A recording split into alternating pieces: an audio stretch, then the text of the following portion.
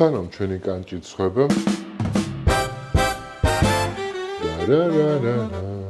გამარჯობა და გილოცავთ ახალ წელს. ჯანმრთელობას, ბედნიერებასა და ძალიან დიდ წარმატებას გისურვებთ 2026 წელს.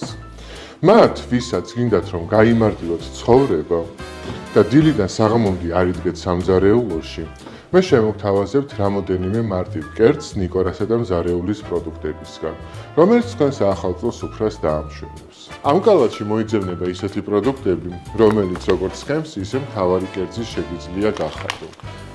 ეს პირველი კერძი, რომელსაც შედარებით მეტი დრო ჭირდება, კანჭი, მოხარშული კარტოფილით, სარდელი, სოსისები, ზეთისხილი, ჩაშხი, წიწაკა, ნიორი და ქვედაძირზე ბეკონები დავალაგე ხავხთან ერთად. და წავსოთ ცოტაოდენი კარაქი. პატარა ნაჯერი კარაქებიც კარტოფილებზე მოვათავსოთ. მოვასხათ ცოტაოდენი ზეითუნი ზეთი და დაახლოებით 180 გრადუსზე შევდოთ 15-20 წუთის განმავლობაში. სანამ ჩვენი კანჭი ცხება, შეგიძლია ნიკორას შაშხით, მოცარელას ბურთულებით, პომიდორის ჩერითა და შავი ზეთისხილებით ესეთი რამ ითამაშო. ცოტაოდენი ზეითუნის ზეთი. მოკლედ ეს პირველი სათამაშო სნეკი მზად არის. შეგვიძლია მე კიდე ჩვენი შვილებისთვის ასეთი პატარა ნაძვისხე გავაკეთოთ.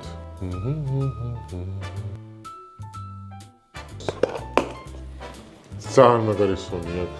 ვისაც გიყვართ ლაბა, ერთ-ერთი საუკეთესო ლაბაა თბილისში. არ მიყვარს ხოლმე ლაბაში ხორცს რო ეძებ ხოლმე ალაგ-ალაგ და მინდა გითხრათ, რომ ეს არის ნამდვილად სავსე, ანუ ხორცით ნახე. მოგეხსენება, რომ ძალიან პრეტენზიულია. ამიტომ ყველას გაკეთებულ ლაბას არასდროს არ მივირთმევ ხოლმე. მაგრამ ეს ის აღმოჩნდა, რომელმაც ჩემი ყურადღება და თვალი მიიპყრო და მართლა ძალიან გემრიელია. ეხლა გავაფორმოთ ლაბა. შეგიძლია როგორც მდოგვი, ასევე ნივრის соуსი გავუკეთო, მოსასხმელად ორივე ძალიან უხდება. თეთრი სეზამი ძალიან არომატულ გემოსაძლევს.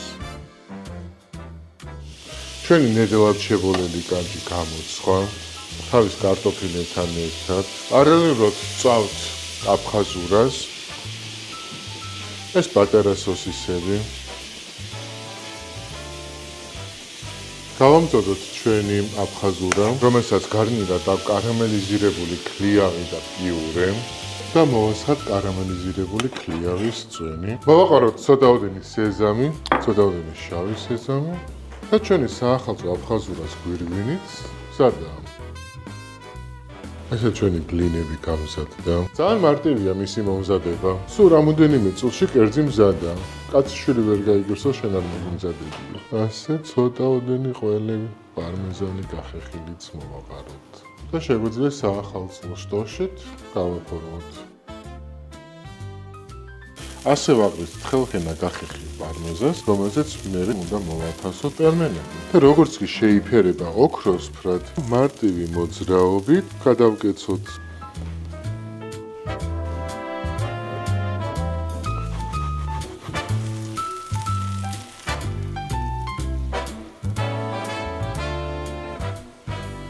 ჩვენი საახალწლო პელმენებიც მზადაა.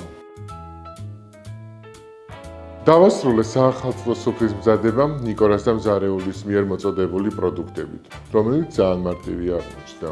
გილოცავთ ახალ წელს, ჯანმრთელობას, ბედნიერებას და დიდ სიხარულს გისურვებთ. ახლა კი დროა ჩემი სტუმრები მივიღო და ეს გემრიელობები გავსინჯოთ.